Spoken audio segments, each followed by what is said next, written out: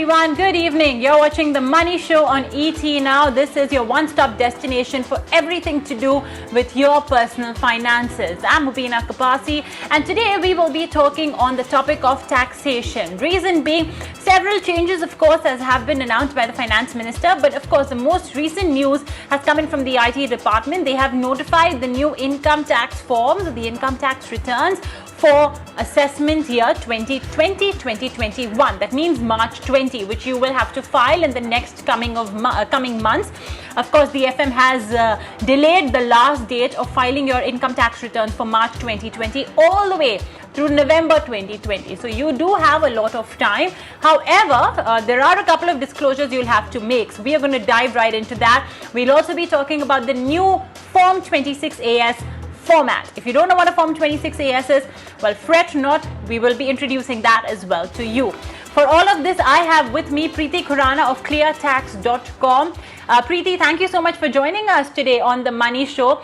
Preeti, let's start off first with the income tax returns or the new forms that have been notified, by the IT department. What exactly are the new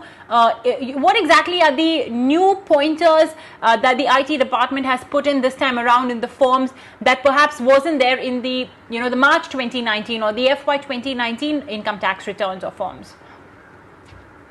Right.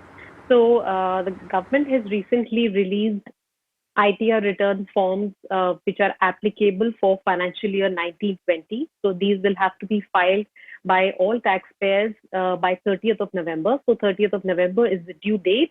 And these tax return forms have been slightly modified, not significantly, but slightly. I think a couple of important changes are, firstly, all those who have joint ownership of a house property will not be able to file ITR 1 and ITR 4. So anybody who's in a joint ownership will not file ITR 1. They will have to go for ITR 2 or file ITR 4 if that is what is applicable to them. The other important change is that all taxpayers will have to disclose if they've deposited more than ₹1 crore in their current account.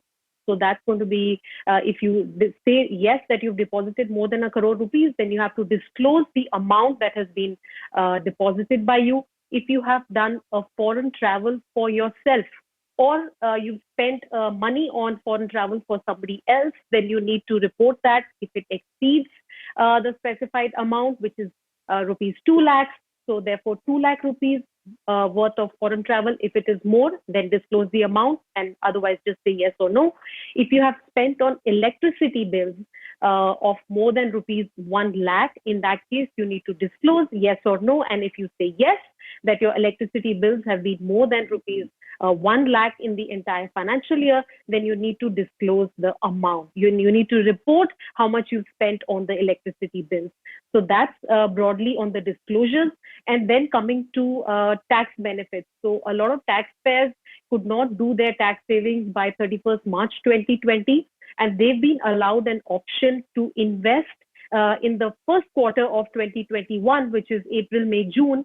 They can make a tax saving, investment, and that can be disclosed in these returns. So a new schedule has been added. It is called Schedule DI, Details of Investments. And if you've made any investments in the current financial year, in the months of April, May, June, and you want to claim that for the previous financial year, then you need to fill up that schedule separately. It has details of all the deductions you want to claim, and then you need to specify the amount. So that's broadly the change that has been introduced in these tax return forms.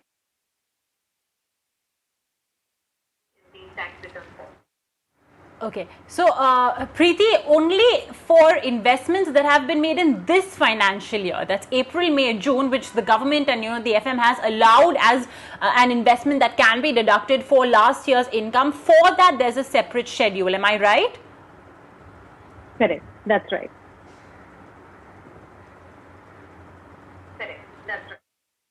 Preeti, just a clarification on that point you mentioned with respect to house properties.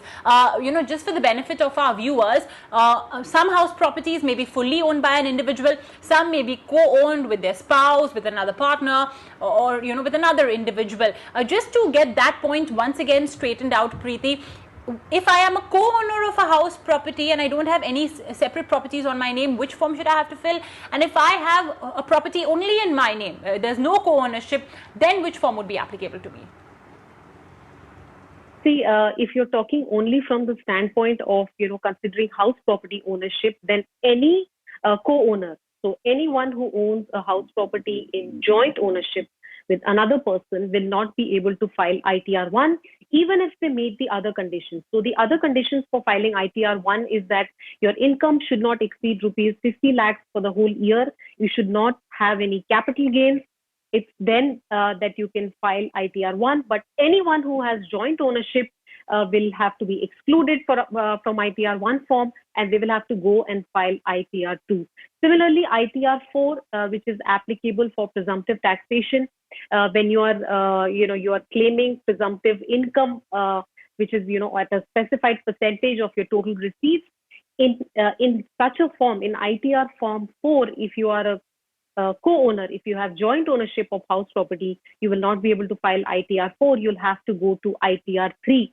So that's the form that you will have to file if you are in joint ownership.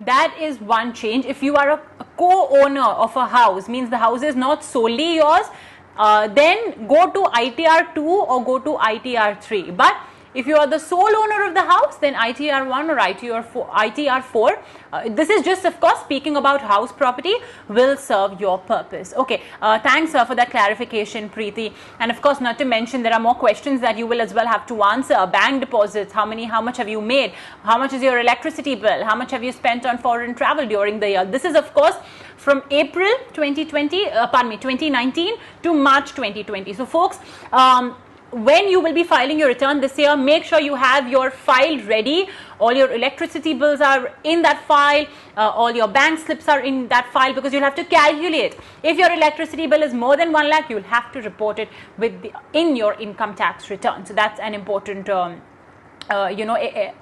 addition that has to be made in the ITR. Okay, Preeti, another point I wanted to talk to you about was the Form 26AS.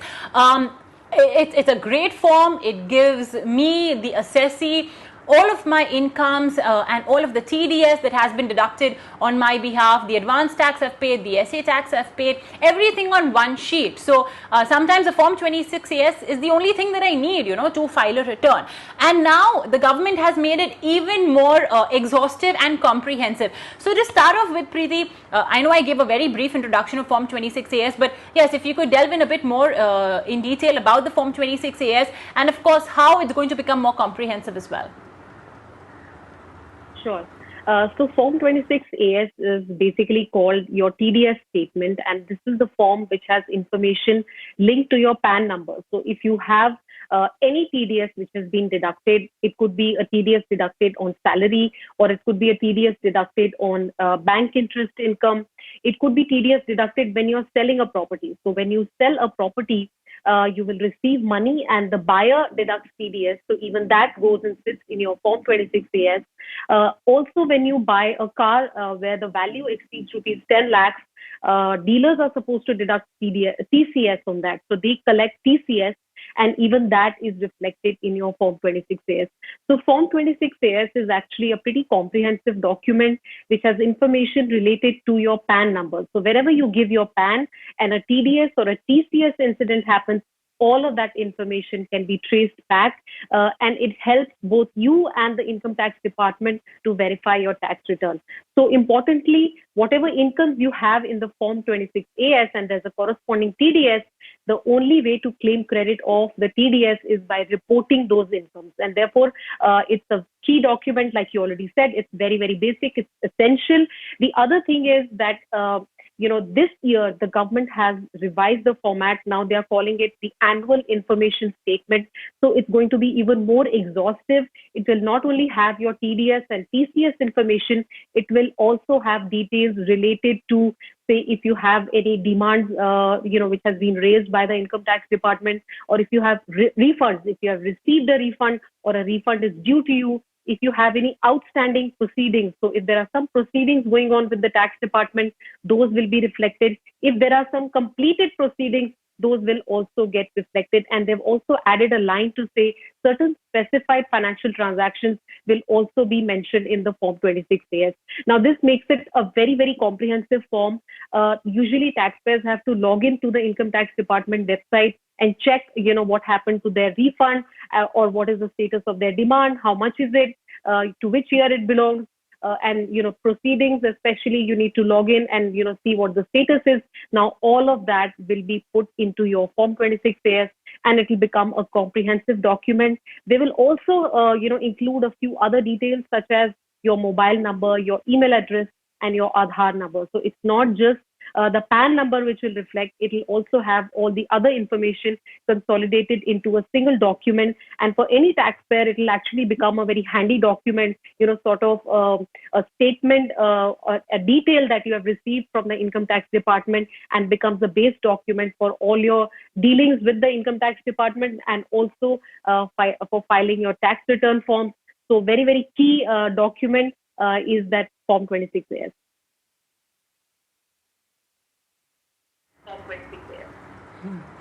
But many a times, Preeti, and I'm sure you'll appreciate this, that we have so many individuals saying that, oh, look, my income and my TDS deducted does not match Form 26AS. But let's hope that this AIS, as it is being relabeled, the Annual Information Statement, will take care of any sort of discrepancy, and we should hopefully not be facing any such discrepancy. Just make sure you properly report your PAN and Aadhaar card everywhere, whether it's your bank, whether it's your employer, or any other contractual obligations that you may be entering into that will require the deduction of TDS or TCS.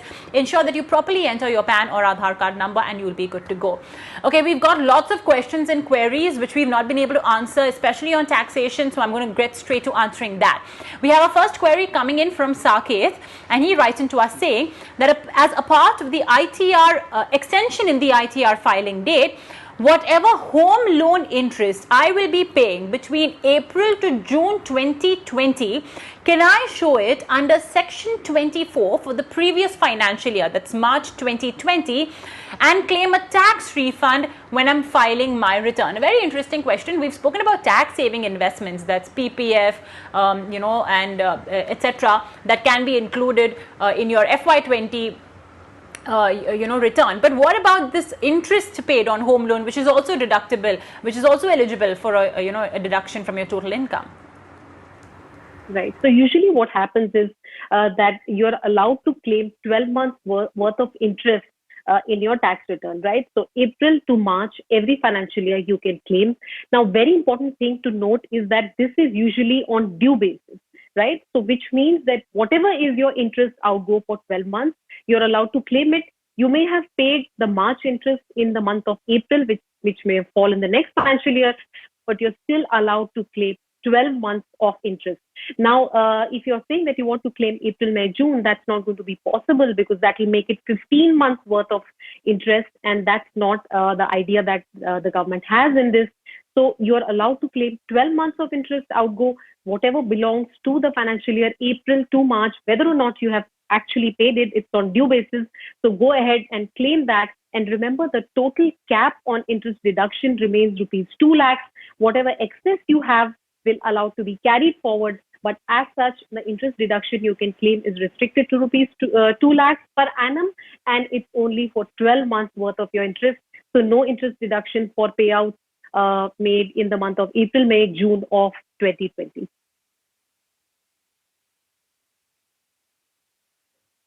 So to put it in this way, Preeti, it would be either 2 lakh rupees or the total due in a block of 12 months, whichever is lower. Would that be correct if I say it that way?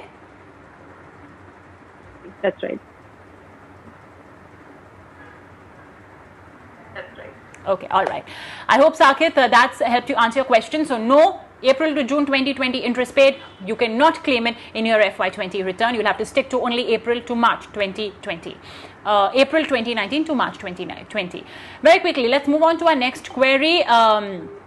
It's R.V. Rao, who writes into us saying, I am the Karta of my HUF with my wife as the member, my 2 daughters as co-partners. Recently, a villa has been purchased by the HUF, and to complete its interior work, my daughter, who is a co-partner, would like to gift an amount of 25 lakh rupees. So would such a gift from a co-partner to an HUF have tax implications, a track gift or clubbing provisions either to the HUF or to the donor? This is something that Mr. Rao wants a clarification on. Preeti? Right. So if you are, you are one of the members of the HUF, and there are other members, and the HUF receives a gift from a member, such a gift is exempt, because any HUF, when they receive a gift from their members, those do not attract tax provisions. They have been specifically allowed as exempt from gift tax. So no taxes if a co-partner, any member of an HUF gives a sum of money to the HUF. There is no tax implication for the HUF or even for the members.